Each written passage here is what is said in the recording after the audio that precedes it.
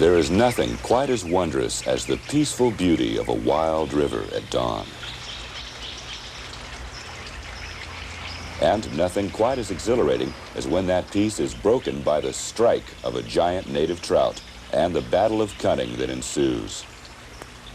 Most of us experience these pleasures, but rarely, each time vowing to spend more of our lives in such intimate contact with nature. Hal Janssen took his vows early, realizing over 30 years ago that there was nothing more worthwhile than to spend his life plying the secrets of the wild trout and honing his mastery of the art of tying and fishing flies. Today, Hal stands as one of the leading figures in the angling world. Over the years, Hal has become known through his numerous contributions to the lore and literature of fly fishing, sharing his knowledge on such matters as advanced stillwater techniques, float tubing, nymphing, steelhead, salmon, and saltwater fly fishing. Hal's expertise has been broadly recognized ever since he was first elected to the Fly Fishing Hall of Fame in 1965. On mornings like this, if you know where the very best fishing spots are, you may run into Hal and his wonder dog, Crystal.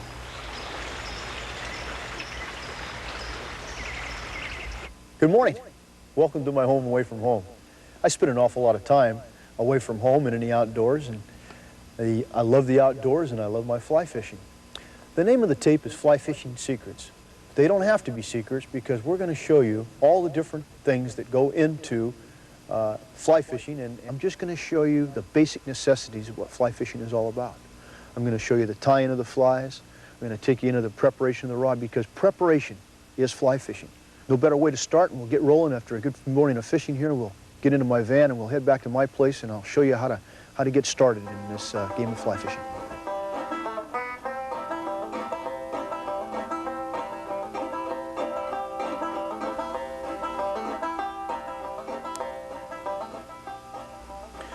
This is where all the preparation starts, right here.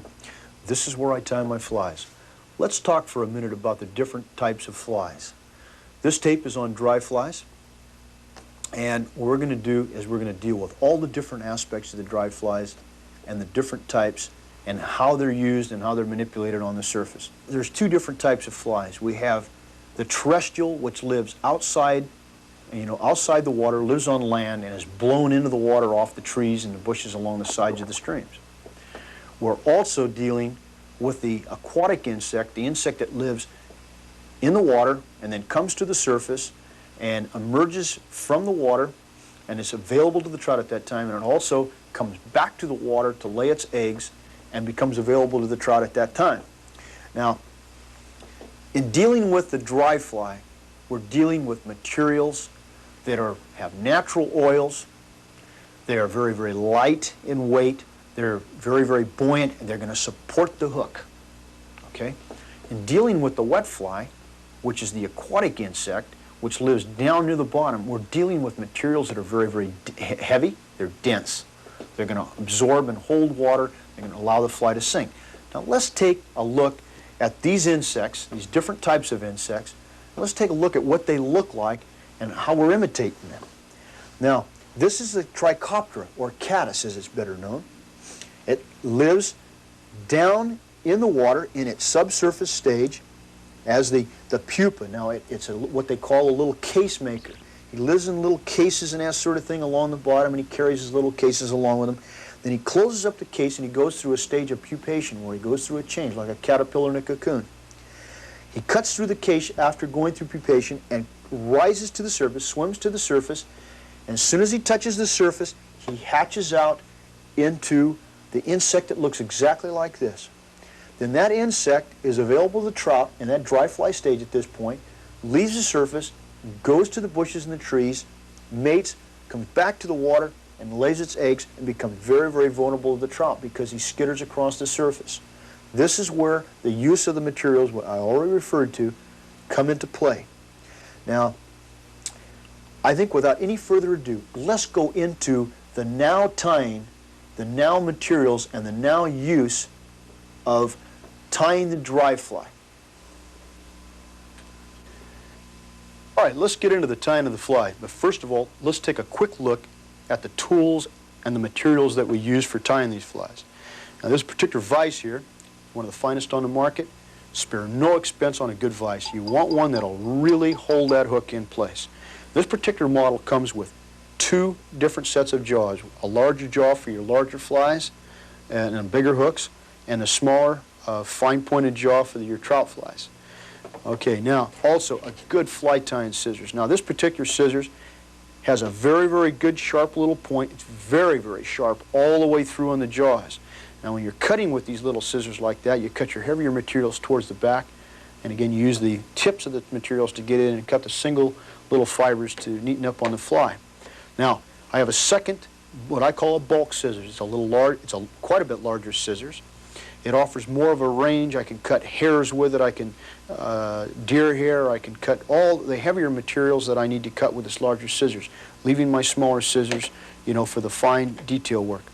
A good long nose pliers is essential for picking small hooks up off the counter, for straightening the points on the hooks, straightening the eyes of the hooks. It's an ideal little tool. It just comes in handy so often. The other type of pliers that we need is a hackle pliers. Now it's used for winding the hackles on the fly. It's kind of like your third hand. It's used for holding the thread in certain instances. It must be good. You don't want to see any light shining through when you hold the hackle pliers up to the light. Good finished jaws all the way through so it doesn't cut the fly also. Cut the hackle off. Okay, the bobbin, which is used for holding the thread, the spools of thread, and applying the tension, you know, on the thread, and lets it feed off onto the hook as you go along. These are very, very handy, and it's something that you have all different types for all different colors of thread. Now, we have two different types of threads, I might add. We have the pre-waxed thread, which is a very, very fine thread for tying, again, your smaller flies. It's a thread that is light, and it's light in weight as well as small or thin in diameter. Then you have your little heavier diameter thread used for tying for your larger flies, and also for really getting down and really being able to cinch down on some of the materials, such as spinning deer hair, which we'll show you in a moment how to do. Good hooks. Hooks are very, very essential. Most of the real good hooks come from Norway. There's all different types of hooks available, dry fly hooks and wet fly hooks both. I like to keep them in a little handy stack pack like this right here. Hooks are readily available in the stack pack, and the sizes I have marked right on the bottom of the little canister here. Very, very easy to handle, and they don't fall off the bench all over the floor. Now, that covers the tools. Let's take a look very quickly at the materials that we're going to be using in the tying of these flies. First of all, we're looking for materials that are very hollow and will resist water and will help float the fly. And actually, deer hair as a natural material is one of the finest. It has natural oils in it, and each fiber is hollow. And there's, of course, different colors of deer hair. And we even take some of these deer hairs, some of the flanks, fibers, and off the rear of the deer, and we bleach them out to the lighter colors. And of course, in the rear end of the deer, you have the white, especially in the white-tailed deer, you have the white hair that you see here. And we take the lighter colors and we dye them to the oranger shades, which we'll use on some of the brighter flies. And there's caribou and all different types of fibers that are all hollow on the inside to assist the fly. One of the hollowest of all materials is antelope. Now, antelope is a little bit too coarse for some of the smaller flies, but for some of the larger flies that we'll be tying, the ideal material. Now, you get your dry fly necks, which have been used for years to assist the flotation of the flies. You got your Cree and we got your silver badger. This is a domestic neck, a chicken that has been raised domestically for its feathers, not for its food, but for its feathers, a very high quality. Then you got your natural dun, which again is another one of the Indian necks. And this is one of the hardest necks to find with the rusty colors in it. And this, of course, is a wet neck or a hen neck, again of the blue dun shade, but you can see that it's much grayer in color. And we'll use this for the legs on some of our flies that when we're looking for legs that are very bulky looking, very pronounced legs. And we'll use this in conjunction with our deer hair, because with deer hair is like a cork and it'll float the fly. That covers the materials used for the dry fly. Now, I think the thing we want to do right now is just get right into tying the fly that we're going to tie here. Now, the three dry flies that I use more often than any are the caddis fly, the terrestrial, you know, the moths, and also the stonefly. So what we're going to do is we're utilizing the same type of materials and same techniques in all the three bodies. That'd be the spinning of the deer here. What I'll go into initially is the caddis. We'll cover the caddis from start to finish and move right through. Now, the first thing we want to do is naturally we want to secure the thread. Now, the thread that we're going to use the larger diameter material, the pre-waxed NYMO, and we're going to start that NYMO right there near the eye of the hook, and we're going to wind on back with it. And we're going to spin the deer hair onto the hook.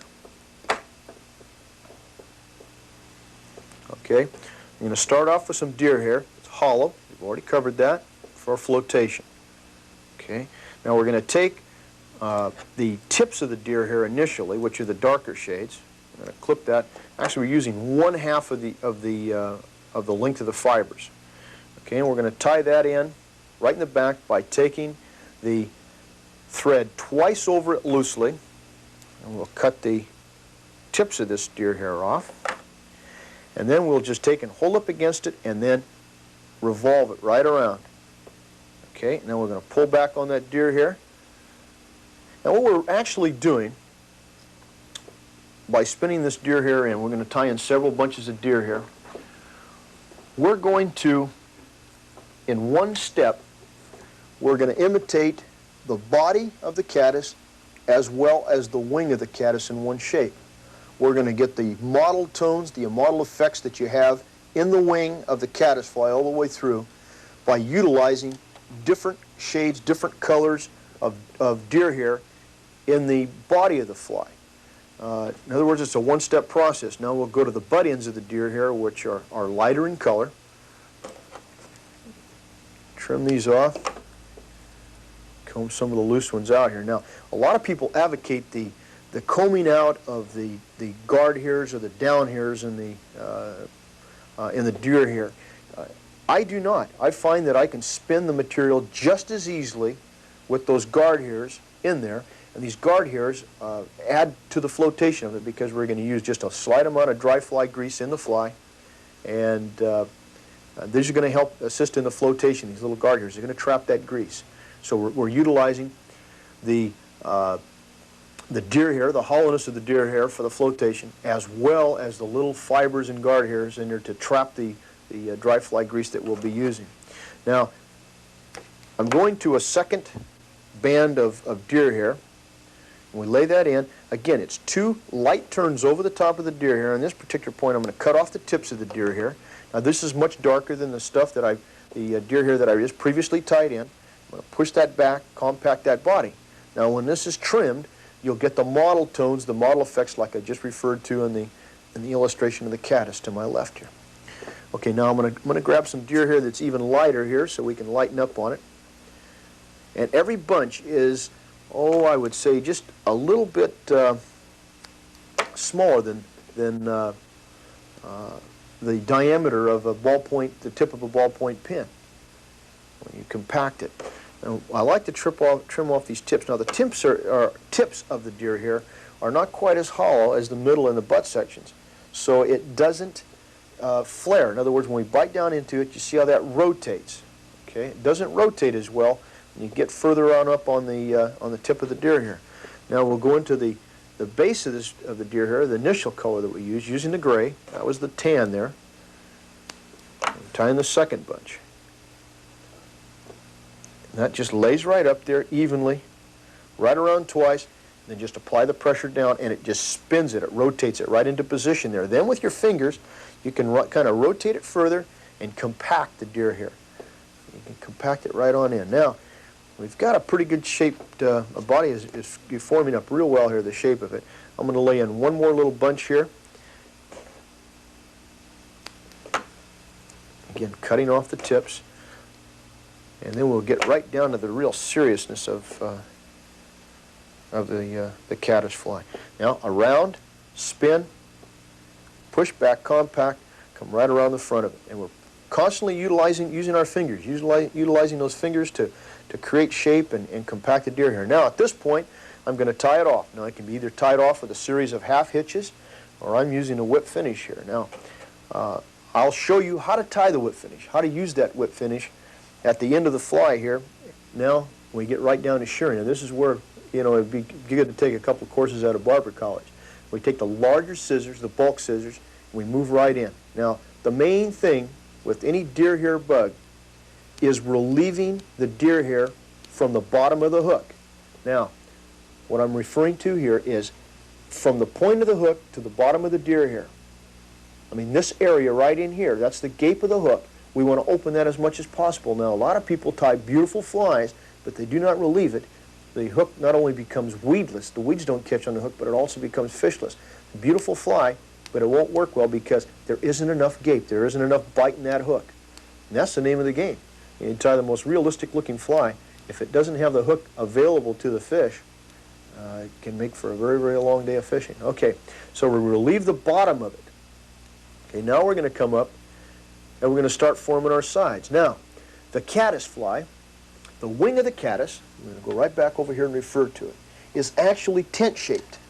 And by tent-shaped, I'm referring to it's actually tent-shaped. The two wings come together over the back. Okay? Now, so what we're going to do here, and it's closer to the front. In other words, it's pointed towards the front. It's a little fatter to the back. It would be like this. Okay? Now, what we're going to do is we'll move right in here, and we're going to take and we're going to clip a V, an actual V. You can see I just take the scissors right in, and I start clipping a V, pointed to the top and pointed to the middle. Go right through there. Okay, and it's real, real close to the front. Now, we'll move right on back. We'll clip the V out of this side also. And what we're doing is we're just forming shapes here. Shape of that, of the wing on the natural caddis. It's kind of rounded on the sides here. And give you a real good look at it as we finish it up. And it's going from real close at the eye of the hook to something that's fairly high in the back. Now, the caddis wing is rounded, so towards the back here we just start rounding it. This is where your creativity comes in. Now, if you'll notice as I'm clipping here, I'll turn this over so you can get a real good look of it. There's the light, the dark, the light, the dark, the medium, the dark, and then the light towards the back. It's that same model effect. Now, if the fish gets close enough to it to notice that it's got all the different bands of color in it, it's too close for the fish anyway. He'll have it stuck in the side of his jaw. But the idea here is to get it as close as possible to nature, and try to duplicate nature as close as we possibly can. And then we're going to leave it up to, you know, your fly tying creativity, ability to create, to fool the fish. But the main thing is that we're going to get into later on the techniques and used in actually fishing this particular fly. And then the application of the different materials that we're using here will then make a lot more sense. The caddis flies that have been tied down through the years have been tied with feathers, for instance, like turkey, that are mottled, that have the mottled effect all the way through. Okay, now that's all fine, but this is not a very durable material, and it's also material because it's very, very webby. It absorbs the material. It absorbs water. So this material was used for years and years. Then John Goddard in England, a very, very well-known fly fisherman, came up with the design of the Goddard caddis. Now, in using the Goddard caddis, the body and the wing shape opened up a whole new phase of fishing. But the fly fishermen in the United States, and as far as even in England, as far as that goes, where a lot of the fly fishing technique has evolved, they have not utilized this, utilizing the deer hair to shape the wing and the body at one time. Now, we're coming up with that shape of the caddis as well as that floatability. And you can't beat that because we're, again, referring to a dry fly, and we want it floating high and dry. Okay, now, we have the shape of the body and we have the wing. Simple fly to tie because there's only one other thing that we have to take into consideration now, and that's the legs. And we're going to get into the legs of the material, which are right up in the front of the fly, and at the same time we're also going to incorporate the antenna. Now, for the illustration here, the antenna is shown over the back of the insect, over the back of the caddis, but actually at rest on the water or during egg-laying stages or while it's laying eggs and moving across the surface. This antenna actually stretches out over the top and actually balances the fly on the surface, and the antenna becomes very important. Most flies do not tie it in because there is no sensible way of tying the antenna in on the caddis fly and make it durable. until this fly came about, and we're going to show you how to balance it and everything on the surface. Now, what I'm going to do is I'm going to change threads, and I'm going to move over to a smaller diameter thread, because we don't have to put the pressure down on in tying in the deer here, and we'll restart the thread. It's like tying two flies here. We go again back to the fine pointed scissors. Now let's choose two hackle feathers here, and we want them exactly the same length. Let's see, those look like about the right ones right there. Now we'll take these two hackle feathers and we'll put them together so they lay one on top of the other. They're exactly the same length. We've chose two feathers that were very, very close together on the neck. And I don't know if you see what I was doing. I kind of pull down on it a little bit, find two of them close together, and then just pull out on them. Okay? So we've got two. Occasionally you'll get three, but we were lucky this time out and we got two. Okay, now, you see how I've got these two feathers, one laid on top of the other. Now we're going to pull all the junk material, we refer to the junk, the area where there's lots of web, right down in the bottom here. Get rid of all that. We don't want that interfering with the flotation of this particular fly.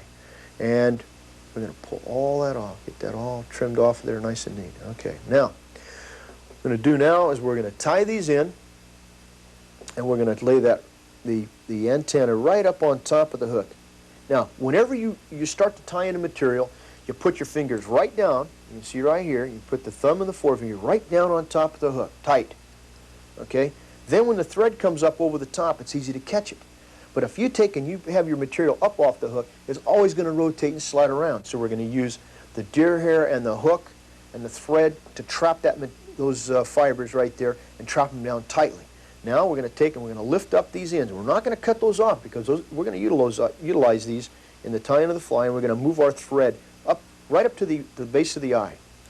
Okay, now here's where a good hackle pliers comes in. I mean, we talked about that. We're going to get a hold of it. Now we're going to work with the hackle fiber after they've been tied in, the one that is closest to the back of the hook, the one that was on the bottom when we tied it in. That's the first one we're going to tie. And we're going to take that and we're going to wind that around. There's that good hackle pliers. Let go of me there. Actually applying a little more tension than what I should there. Okay, and it's just snug up against the hook is what we're after. We're going to wind those fibers right straight forward, again right over the hackle stems there, and right to that area right in here. And we're going to just take 2 turns over it. Any dry fly. Do not put any more thread on the hook than what you have to. So in other words, if we can tie it down and we can hold it securely with 2 turns, do it. If you can get it with 1, that's fine also. The less turns of thread, the better off you're going to be. Now I always put on 2 turns and come over it with a second one after it's been cut, just to make sure it's secure. Now we'll take the second hackle fiber, secure it with the pliers, and we'll wind this one here around. And again, kind of weaving through. If you take your hackle pliers and you kind of wiggle it as it goes through, it won't trap the fibers that have been laid down of the previous hackle hackle as we wound it in. Now, again, we hold the material to the top, and there's an advantage to doing that. As we take the thread over twice, we're holding the material to the top here so we can see it. Now, if the material is down below here, we're going to start cutting it in the area of where that thread is hanging down on the bobbin. Now, I'm telling you, if you start tying things in on the bottom and start cutting on the bottom, it's going to cause you more grief than what it's worth, because you're going to start cutting that thread, and we don't want to do that. So now we trap the hackle with a couple more turns. Okay, now we're going to take these the little hackle stems that we had sticking out there, and that's going to form the antenna that we were talking about, sticking out over the top of the fly. Very simple. We're just going to weave the thread right on through it here, right through the hackle stems, and we're just going to tie it off. Now, I'm going to use the whip finish here. The whip finish thread goes over the top, and I'll show you how to do this in just a moment. And go right on through it. Take the scissors, always put the scissors inside the thread like that to draw it down. Otherwise, the thread will crinkle on itself, it'll tangle underneath there, and it's similar to old backlash that used to get on the conventional casting reels. And by putting that thread in there, we eliminate that backlash. Now, 2 little things, we're done essentially. But 2 little things that we have to do here. We take the hackle stems, we hold them even, we clip off the butt ends like so. Now we remove the fly out of the hook, and what I want to do is I want to cut.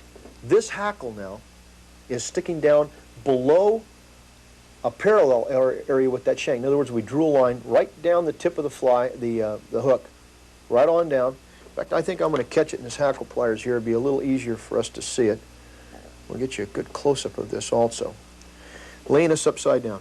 So now what we're after here is we're after these hackle fibers being exactly the same length. If you drew a line right straight out from the tip of the hook, right on out, we want those exactly that length. Now the reason for that is the caddis in its egg-laying stages kind of skates along the surface. Okay? If the hackle fibers are up like this, it has a tendency to jump. It won't skip or it won't skate. Now this is an old trick that Doug Prince taught me many years ago. He's a gentleman from down in the southern part of the state, and he fished the Kings River area with lots of caddis, and he taught me this, and I'll tell you something I never forgot in any of the flies that I tie, especially the caddis patterns. Okay, so what we're going to do is we're going to move in here, and we're going to trim those off straight. We're going to hold it to the side. We're going to get all those trimmed right off. Just by looking right straight down the hook, sighting it down, just like you would down the barrel of a shotgun or a rifle. And you're able to just move right in there, and if there's any long ones, you're going to be able to see them, and you're going to clip them right off. Now, that is the way a caddis looks, just like that.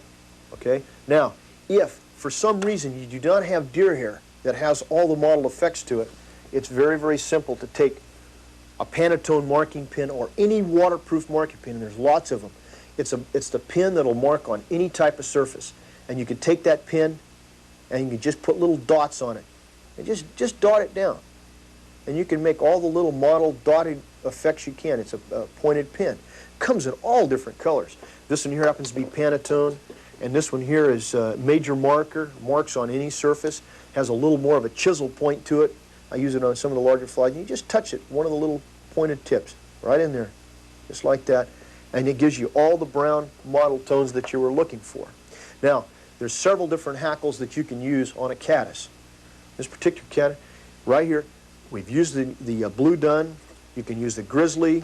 You can use the silver badger. You can use your ginger. Varying your hackle will change the looks of the fly. This is the new caddis. This is what's happening in fly tying today. All right, now I'm going to show you how to do the whip finish. Okay, the first thing one wants to do is put your hand with your knuckles up facing you onto the thread. Okay, then take and twist your hand so that your knuckles are away from you and you're looking into the palm of your hand. That will rotate the thread up on top. Okay, now that the thread is up on top, we insert our hand back through the loop, we open up our fingers, and that forces this thread right here coming from the bobbin up against the shank of the hook. We then are able to let go of the bobbin and the thread coming across, and we take this middle thread. Now you notice it's a middle one. We've got the one to the right side, we've got the thread to the left side, but it's the middle one. It's this one right here in the middle. Let's take a look at this here. One right in the middle here is the one we're working with. Now we force the thread right up against the hook, and then we just take the thread right over the top, going right over the top of the eye, and about 4 turns or 5 turns is all that you need. And you just go right over the top. Now with this nylon thread, it's very similar to thread, and it has a tendency to want to twist. And that's the reason that I mentioned previously about putting the scissors in there so that you can get it to draw up. And we're going to draw it right on up and draw that knot right through there. And now you pull up on it as you keep the tension on it with the scissors right here and allow the thread to draw right up. And that's the whip finish right there. We've got 4 turns right underneath it, so there's nothing to it.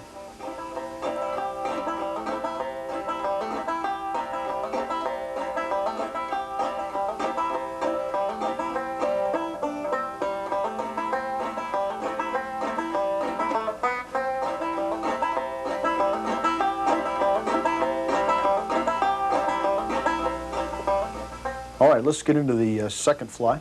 Now, naturally, the caddis fly is one of the dominant insects, of course, along with the mayfly.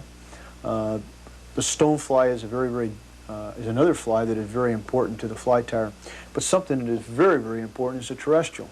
Now, terrestrials fall into all different types of categories, and you're out matching the hatch, and you're into tying the different caddis flies and that sort of thing, matching the hatch with it, and all of a sudden something else comes up. Grasshoppers as a terrestrial form. Moths even. We've had several different cases in the last 2 years that different types of insects that are normally not the glamour type insects have come up. And of course, the methods of tying that we're going to be instructing on here are methods that can be applied to all the different insects, with the exception of the mayfly, because the mayfly is just too thin of a body to get into the deer hair type bodies. Now there's other ways to apply the deer hair other than spinning and trimming, like I showed you in the caddisfly, but it can be used in other methods. But for the trimming and clipping, the terrestrials, the stoneflies, and the caddis are the ones that are most important. Okay, now let's get into the tie-in of a particular terrestrial that I've found to be very prevalent this last couple of years. It's called the artid moth. Now, this is not a frequent occurrence as far as a trout fisherman goes, but it happens often enough, and the methods of tying this particular insect is worth getting into. Now, what I mean by terrestrials, I'm referring to insects that do not live in the water. They live on land and then are either blown into the water or through mating and that sort of thing, they fall upon the surface, and the fish find them available. Now, if you have your caddisflies and you have your mayflies that are available to the fish, the chances are they're not going to really pay an awful lot of attention to the terrestrial. But if it happens to come at a time when there's very few of, again, the glamour type insects, we refer to them that way, then an insect like the terrestrial, like the artid moth, or again even the grasshopper, will be blown onto the water and cause the fish to feed. Okay, let's start right into it here, and we'll start the thread onto the hook, and we'll take using again the white thread as we have in the previous fly to give us that strength, because we're pulling down on that deer hair, and we're causing that deer hair to flare out, and we have to put the pressure on it to do so. Now, we could probably do it with the wax thread, and the wax thread is such a fine in diameter that it'll actually cut right through the deer hair. So when I'm spinning deer hair, it's always best to go with a little heavier thread, and then transfer over when we get into some of the more delicate aspects of the tying to the thinner diameters. Now we'll start out with a small piece of deer hair here, white deer hair.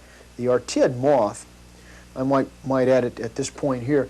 Here's a moth. It's very, very similar to the artid moth, the only difference being that the artid is totally white all the way through, with the exception of its legs. Now the legs have little bands of black right close to the body, and then of course the length of the legs coming out would be white. The wing is white, the head is white, the abdomen or body of the fly is totally white. Something that's different about the moth, completely different than, say, the caddis, is that the moth has even a higher tent-shaped wing than the caddis, and this presents a bit of a problem in tying the deer hair and getting it to float properly on the water. So we'll attack it a little bit differently, again going with a flotation of the deer hair.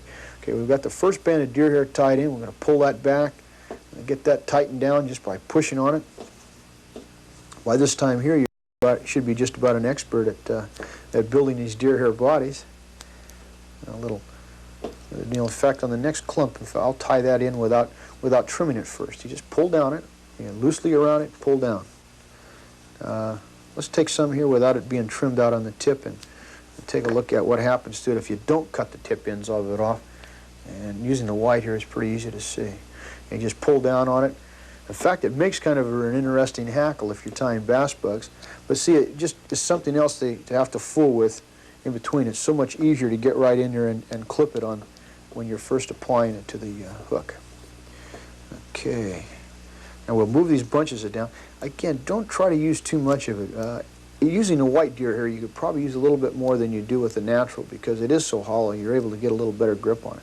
This bunch here, I'll cut it beforehand so you can see that. It makes it a lot neater. It gives us something to work with right at the start.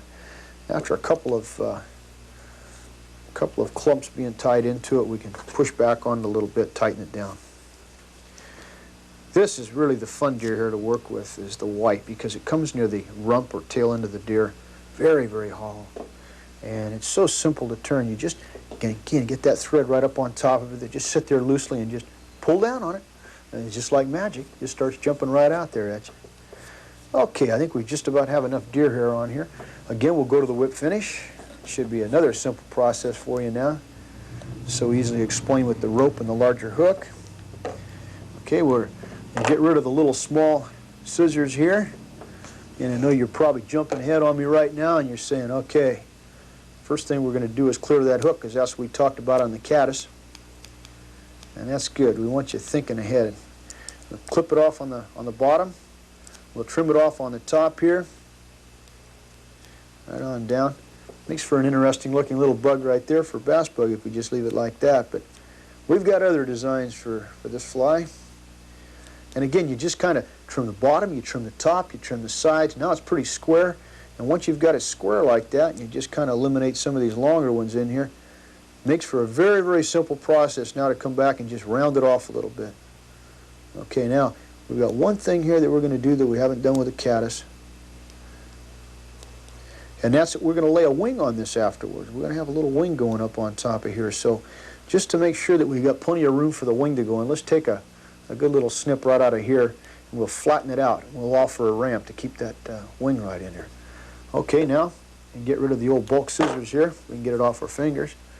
Clean the deer hair off. Now with the little finer scissors, we can make a couple of little trimming motions here. It won't hurt the jaws of the scissors at all. Okay, and we'll start some white thread. Make sure our bobbin is adjusted accordingly. Okay. Now what we're going to do is we're going to lay in our hackle. I'm going to lay in one silver badger hackle here. Now this badger hackle has a little bit of black at the base of it, and that'll work out just beautifully because, again, we were making mention of it, right close to the body of the Artid moth we have black. Always trying to copy as many points of nature in matching any type of insect, no matter what it is, trying to get all the different aspects. We're looking for shape, we're looking for size, we're looking for something that is there that the fish would be able to key on. The possibility of a higher wing or a wing that is outstretched, similar to the dragonfly and the damselfly. All these little aspects that when you, as a fly fisherman, from an artistic standpoint, you look at that fly, what is the thing that you see?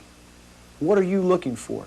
And then you interpret it. It's like an artist looking at a landscape, for instance, and painting it. 5 different artists that paint it 5 different ways.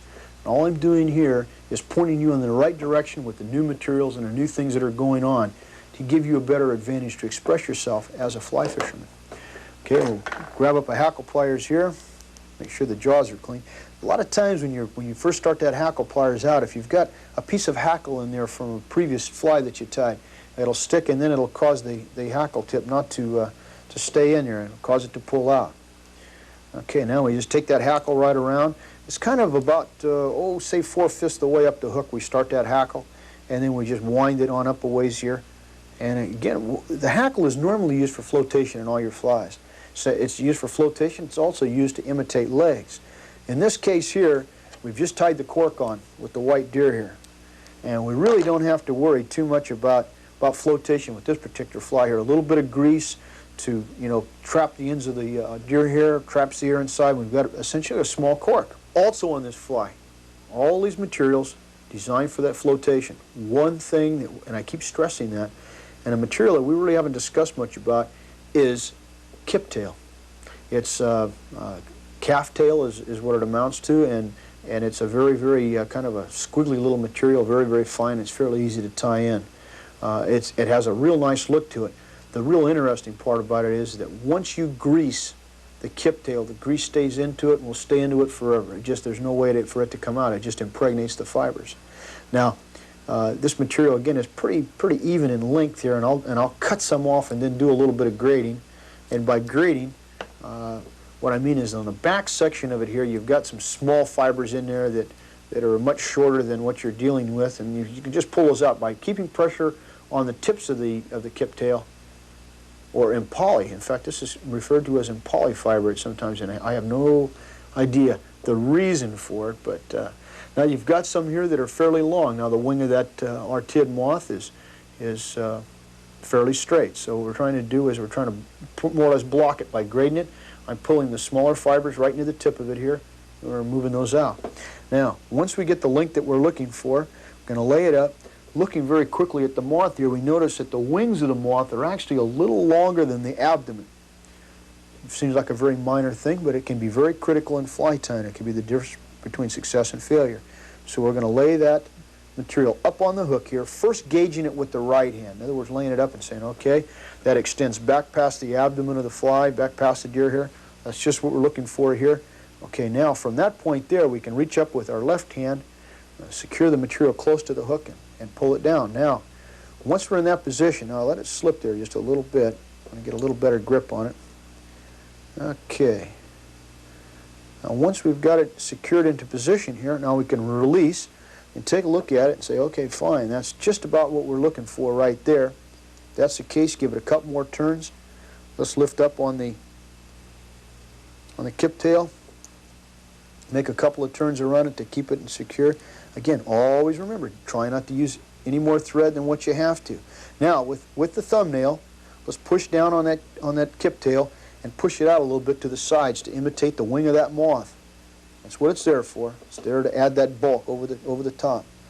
And get that to cinch right down there. Okay. And we want to come over the top, make a couple half hitches in it here. Just like that. Hold it right in place. There we go. Now at this point here, I trim it off a little bit, just leaving a little bit. I want to finish off the head of this fly with the heavier material. And just put that right on her. And get a couple turns around the previous thread that we had there. And this one here, we'll lay up just a little bit of deer hair, working with the deer hair off the tips. Because I'm very interested in creating the bulky looking head right up in the front, that little ball type head that you see. It's so obvious to you and I, and which would also be very, very obvious to the trout. Okay, we'll lay that deer hair up on her. And this is the way the head of a muddler minnow, which is a very, very popular fly, is tied. And you just, one little bunch of deer hair, you spin it right around the head, pull the material back, make a couple of turns here, we'll tie that off. Now that's going to get a trim job also. Come right back in. There's that scissors going into that whip finish. And move right up and clip it off. Let's pull this out. And we'll just take it with our scissors and just trim a little ball shape, cutting it very close. Now with this, we have so little deer hair to trim here that this can actually be done with the scissors. Now, another reason that I use this type of a head on here is to illustrate the fact that when you're dealing with terrestrials similar to grasshoppers that have a bulky type head, hey, listen, just because you don't have material that is easily worked in there, don't leave it out. The fish, they'll notice that sort of thing. So come back with a little bit of a deer hair, even use a little antelope on the front there if you're working with a grasshopper, and just tie that right in. Another method of creating a head like this would be to double the kip tail back, the ends of the kip tail back until you build it up. But what happens there, that's a method that was used years ago, and what you're doing is you're increasing the amount of thread that you're using on the fly, and increasing the amount of thread on the fly, you're also creating extra weight for that body to have to support, and it may be the difference of 25 or 30 casts during the course of a day. At 25 or 30 casts, a good fisherman could be an extra dozen fish or so during that course of the day. Now that just about takes care of it. We got it trimmed up there pretty well. I think you can see how I trimmed it just right around in a little, just to add a little bulk. Create an illusion. That's what we're trying to do. The fly is an illusion of the insect we're trying to imitate. And that's the Artid moth. And it's a terrestrial that I wouldn't be without at least a couple of them in my fly box. They're not hard to tie, and they'll float forever.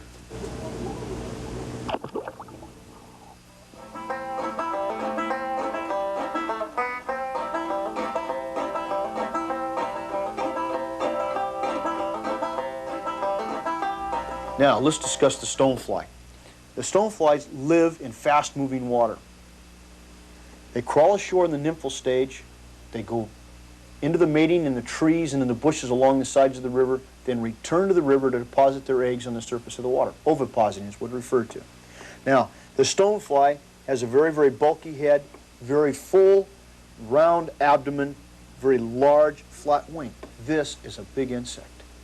So now we're dealing with a large hook here, very, very large hook. We're needing materials that are very light in weight to offset the weight of the hook, to float it. And we need these hooks to create an illusion. So we have to take and utilize materials to create that illusion of the flat wing and the body. Lots of different materials down through the years have been used. The newest methods are utilizing the deer hair bodies like we've utilized in some of the other flies already. Now,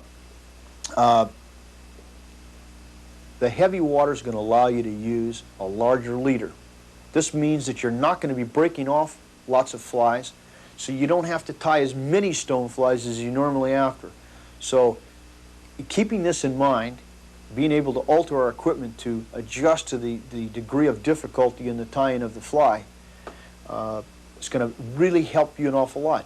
You don't have to tie as many, so put an effort into the tying of this particular fly for flotation and all. Now, the fly that we're going to tie, we're going to create the wing. Now, the wing is of a little different color, and it's really not that important, the color of the wing of the stonefly. It's a wing that will extend a little off the edge of the abdomen, pick up the light so it looks like a wing sticking out. A little difference in color and shape from the body of the fly, the abdomen of the stone. The body of the fly will be segmented with the different shades of deer hair. By taking the deer hair from the tip of the deer hair, we have a darker shade. By taking it from the butt ends down at the bottom of the deer hair, it's much lighter. And when we use these different shades, dark and light, we're creating a segmented effect in the body of the insect. Plus, we're creating that with the deer hair, which is light, the illusion of bulk. We've got it going for you. Now, to keep from saving a lot of time and being redundant about the tying of the deer hair body, I've already prefabbed the deer hair, and I like to do this anyway when I'm tying quantity of these flies. And I work always with the deer hair, and then after I get 8 or 9 bodies all tied up, I come back and apply the wing. Now, in this particular fly here, we've started out by using a strip stems of a hackle fiber, a dark hackle fiber, extending out. There's 2 of them there. They're not real long in the stonefly. It's going to add balance to the fly. It's acting like little outriggers on this fly to keep it upright on the surface. It's not going to assist in a flotation. The deer hair is what is going to assist in a flotation. It's a miniature cork. Okay, let's get right into it. Let's secure the thread here. We'll start by, first of all, adding a couple hackles here. I think it would be a good idea also, since we're restarting the thread, to use a slight amount of head cement on there just to keep it in place, because it isn't a consistent piece of thread all the way through in the fly. Now, let's choose a couple of hackle fibers. Here we go. All right. Now, these are simulating the color of the insect's legs, which we just looked at. Kind of dark and light model effects. It seems like in the joints of the insects and the elbows of the insects, like you have darker spots, and as you're working through the middle of the legs, you have your lighter areas. And so we're going to kind of suggest that. Not imitate it, but just suggest it. And that's what we're trying to do in this whole thing. We're suggesting it.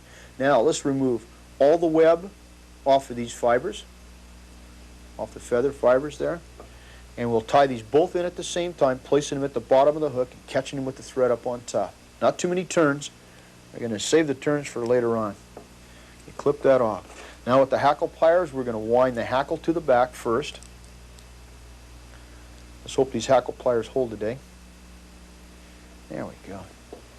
And just lightly wind that around right up against the base of the deer hair. Okay, the hackle pliers didn't hold. Okay, we got it there. Sometimes it totally unwinds. Luckily, we were able to catch it right there. Okay, we're going to trim that off, clean out the jaws of the hackle pliers, and go right into it here. These hackle pliers have been with me for a long time, and they're starting to get a little well used. I have to think about investing in a brand new pair. Okay, we wound the hackle, 2 turns over the top to hold it in place, 2 additional turns to keep it. Now what we want to also do is remove the deer hair off the hackle fibers off the bottom here, even with the bottom of the deer hair, just so that the insect sits down on the water, sits flat. That's what we're trying, the illusion we're trying to create here. Now we're going to choose two hackles off of a hen neck. This is a very wet neck. Okay, and we'll strip some of the bad part off of them here. Now, I want to show you the hen neck. It's a very, very webby neck, and it's got kind of an interesting little effect in the stem, model effect. Any color will do. I'm going to use the dark one here because it looks the closest to the wing on the large stonefly. Now, stoneflies can be referred to as salmon flies, the dark stone. There's all different names for them in different areas. In Montana and the Madison River, the people refer to them as salmon flies. Okay, now in the Gunnison, Colorado, they're referred to as salmon flies also.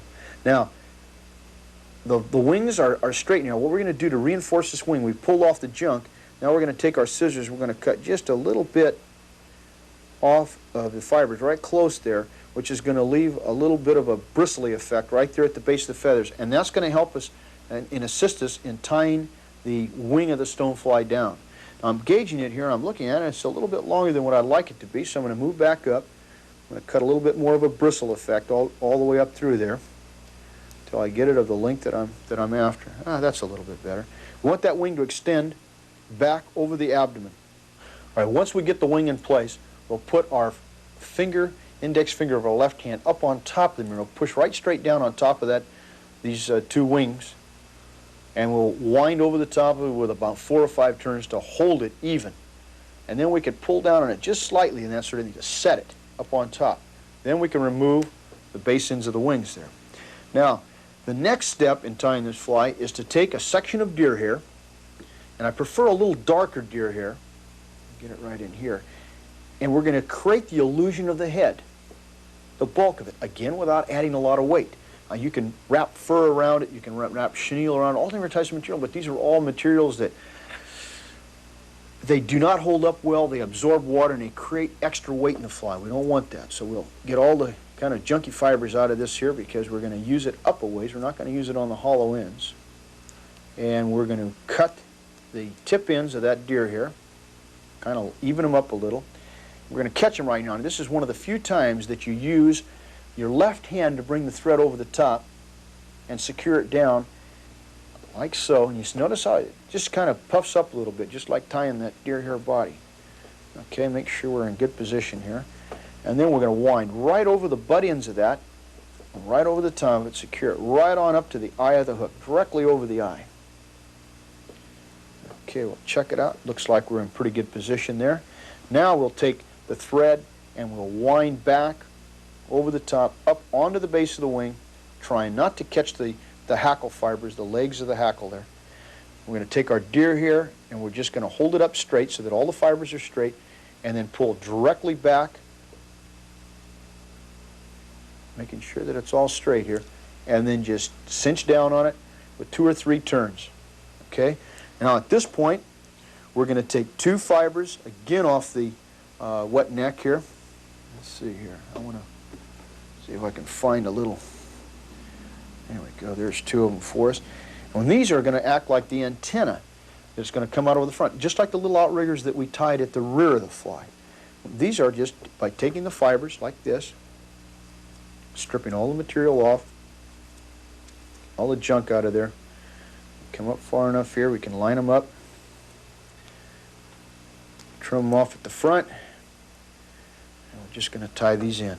Now these are very, very light materials, so they're not going to add an awful lot of weight to the fly, but it's going to help us in assisting the wing and the fly landing straight on the water. That's the important thing here. Okay, now we got those all tied down. Now, before we cut all this deer hair off, we're going to secure the fly by whip finishing off right in this area. By whip finishing rather than winding to secure it, we'll whip finish and secure at the same time. Then we'll come back and we'll trim all that material off of there. Give it a good pull, cinch it down tightly there. We're going to come under here and get right up in there and cut that right off. Try not to catch that wing and cut it off at the same time, but Just take your time and get right in there. Again, it seems like a very complicated fly. In a lot of ways it is. It's a lot more complicated than some of the other stoneflies that have been used down for the years, but we don't have to worry about it. Let's tie a few very, very good ones that are going to give us a real good effect in the water. The wing is going to take the grease real well and give us the illusion that we're looking at dry fly grease, fly dressing. The wing is going to float. We've added bulk to it. We've created that illusion that we're looking for. And I think we have an excellent fly here. Now, we don't have to worry about setting this down on the table and skating the fly, because this type of fly really doesn't skate. It hits the surface, floats for a while it lays its eggs, gets back into the air, comes down, hits, comes back up. Now, at this point right here, I want to lay just a little bit of grease onto the fly. Grease, cement, right up there. And that'll add us and give us the little durability to it. And that is basically completed stonefly.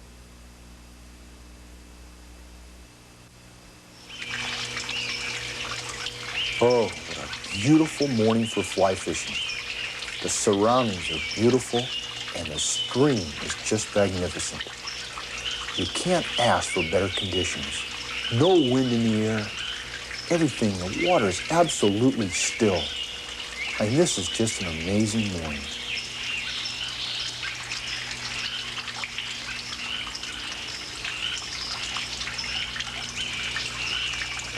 What we want to do is we want to choose a spot on the bank here where we can get close enough to analyze the situation without scaring the trout. Now take a sharp look. I think this looks like a good spot right here, offering us just the right amount of cover. Now that we're in a position to see what's going on, let's see if we can locate some fish out in the middle of that pool. We're going to have to look for them in areas that we know they like to live. Areas such as tall trees that cast shadows on the water. A submerged tree, for instance, is an ideal situation. It's a spot that allows the fish to feel very, very comfortable. Okay, now also we know that areas such as riffles running into deep holes with submerged vegetation is an ideal spot, as well as undercut banks like you see here. We're also looking at moss-covered limbs and islands of vegetation. This is an area where fish will feel the security of their environment. In looking at a stream, you have to be able to read the water and understand what the surface is indicating. Surface indications such as boils and slick areas. A boil will be a rock or an object just below the surface. Slick areas indicate the water is deeper, possibly a channel, or could be a smooth area on the bottom. Behind a submerged rock, the boil creates a pocket where the current slows down. This is what we refer to as pocket water. An area such as this right here where the log is deflecting the current towards the rock. The rock is submerged and this is forming a little pocket behind the rock, drawing food. This is an ideal area for a large trout to live because of the currents that are drawing the largest amount of food to this fish. This fish owns this area. This is his home, his domain. He takes care of it. He patrols it, and he keeps other fish out in a form of pecking order.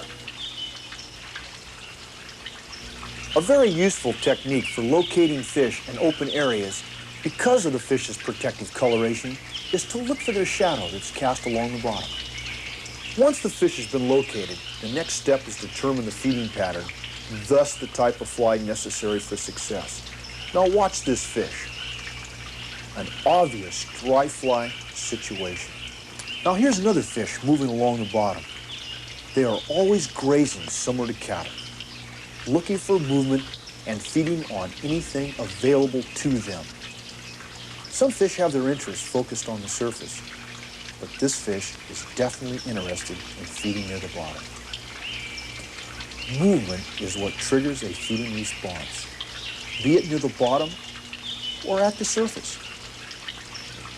Close attention to the fish's behavior will indicate our choice of equipment and fly, whether it's the use of a dry or a nymph. Now watch what happens as this feeding fish encounters a struggling insect. He ignores it. This is a dry fly situation. The struggling of the insect triggered a response from the surface feeding fish. A dry fly situation. Get your dry fly on the water in that area as soon as you can.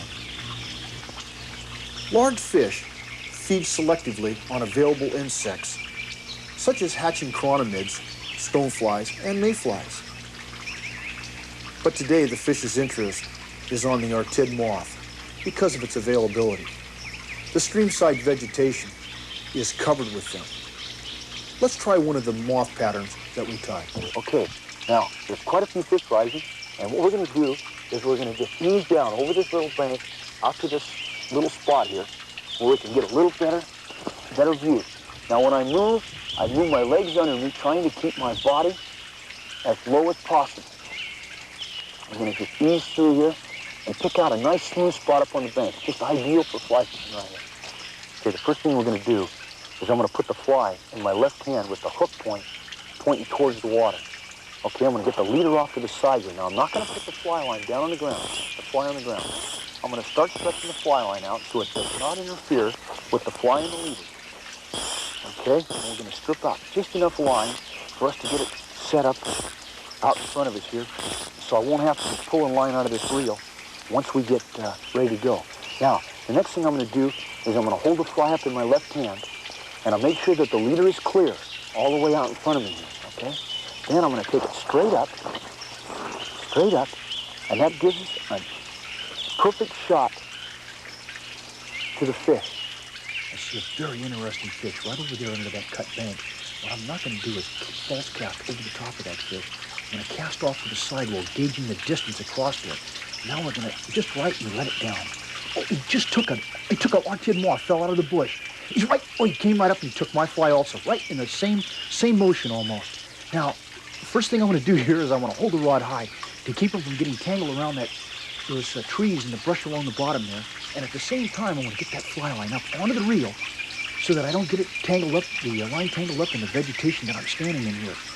Oh, I tell you, that fish is just absolutely violent right now, trying to get tangled on that bottom. Now, there's several other fish right up there in that area of the bank, that cut bank. What I want to do is I want to stay low here. Don't want to expose my position, and I want to start leading that fish away from that area so that some of those other fish who are out there will get an opportunity to rest while I'm playing this fish.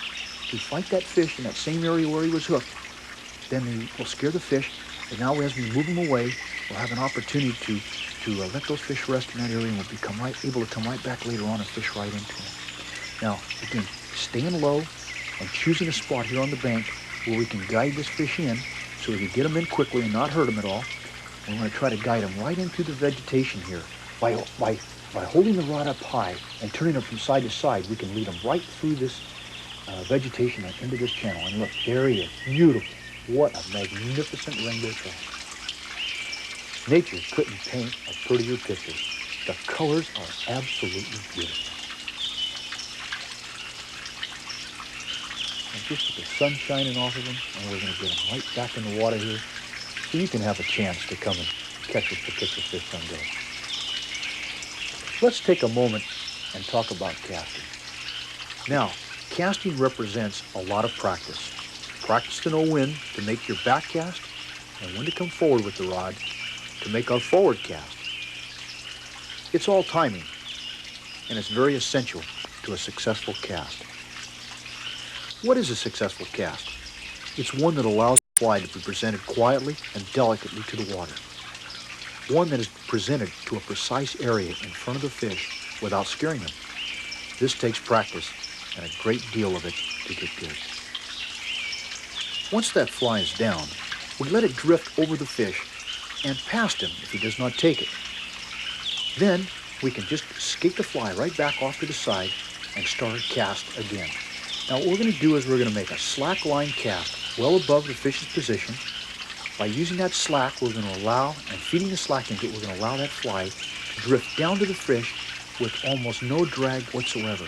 We can keep feeding the line off the tip of the rod, letting it drag, and then as it passes over him, we can wiggle it slightly and skate it, just like a moth struggling on the surface, and bring it right back so that we can make another cast. Trying not to scare that fish. Now let's start our fly up just a little bit higher this time. And this will allow the fly to come down and give the fish a little more opportunity to take a look at it as the fly comes into his window. Remember to always feed slack off the tip of the rod to eliminate drag as the fly comes over the fish. When fishing downstream, we're going to use a special cast called the S cast. And this is accomplished by stopping the rod high and shaking little S's onto the surface. These S's are going to allow the fly to come down drag-free as the current pulls the S's out of the line, as you see right here. Still water provides us with the most difficult situation of all, especially with the dry fly, as the window is unbroken and the fish can be scared much easier than in broken water. The lack of any appreciable current will dictate a presentation close to the fish, closer than we would like. And as the line hits the water, the ripples from that cast will reflect off the bottom, scaring the fish. That's a sloppy cast. And when that fish is scared, it'll go scurrying for the sanctuary of deeper water, and other fish in the area will follow along with it. It's at this point that it's best to take a moment and maybe concentrate on another fish in the area and let that one particular fish that you spooked settle down a little bit. Remember, when starting your cast at the new fish, never create a band of light reflecting off the line in false casting. Always spray your cast around a little bit. Pick your fish out and try to make your presentation a little bit above the fish and as delicately as possible. And as that fly comes down, with a little bit of interest, but not enough, now just take a few moments here, and maybe that other fish is settled down a little bit and is now ready to take. Now let's try a cast at that one that we scared previously. And we'll start our fly up just a little bit higher, a little more delicacy. He's got it. Boy, he took that fly like he hadn't eaten in a month. Oh, boy, I'll tell you, look at that. Unbelievable. This fish is just absolutely wild. Now just hold our position right in here. Oh, look at that. Oh, geez, I'm telling you, he must have been 3 foot out. Oh, look at him come again out of there. I can't believe that. Boy, I'll tell you, this is fun. I mean, this is what fly fishing is all about. You know, you start by tying a fly and developing that fly and then getting out there and arranging your equipment and getting everything precisely ready to get out and give it a try in beautiful conditions like this, and then it takes such a magnificent fish. I mean, that's what it's all about.